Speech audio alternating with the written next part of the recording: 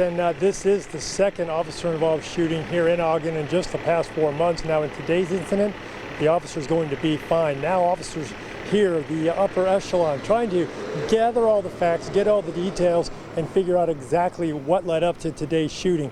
What they can tell us so far is that all of this begins to unfold about 7:30 this morning at the Amco transmission store. That's at 31st Street and Wall Avenue in Ogden. And right around the time a burglar alarm was tripped, a customer arrived at the scene and noticed that a window was broken out. Moments later, an Ogden PD officer responding to that scene found a man hiding inside. Now, he refused to comply with her commands to surrender, and that's when things really took a different turn. He became very aggressive and apparently attacked her with something in his hand as she was trying to back out of the building. Once they were outside, the officer fired at least twice, with at least one of those bullets hitting the man. The officer then placed him into custody and performed first aid until paramedics arrived. He was then taken to a local hospital.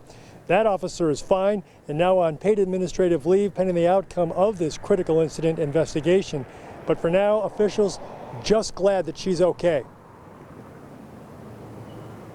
Yeah, I thank God none of our officers were injured by all means. And obviously that's something that's on the mind of all our officers and all of us today. It's on the mind of a lot of family members of Officer Lyday today. I absolutely guarantee you that. But we've got a strong police department. We've got a strong support system. We have a strong peer support program in our police department. And we have a strong mental health wellness program that supports our police officers. And it's going to carry them through. Deputy Chief referring to the incident 4 months ago, May 28th, when Ogden Police Officer Nathan Lyday was shot and killed in the line of duty. OPD still reeling from that officer-involved incident. Now, on that day, Officer Lyday and another officer were responding to a domestic violence call. That's where a female victim said she'd been beaten and was fearing for her life. Moments after Lyday and the other officer arrived on scene, they were met by gunfire coming through a front door. Officer Lyday was hit and was pronounced deceased a short time later. Now, officers returned fire that day on the suspect, John Coleman. He was later found deceased inside the home, apparently from a bullet from one of those officers during that exchange of gunfire.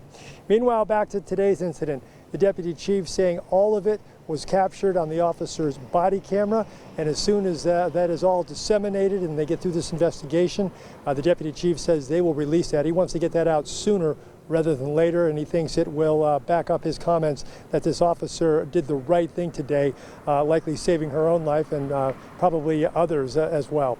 For now, we're live in Ogden. Scott McCain, Fox 13 News, Utah.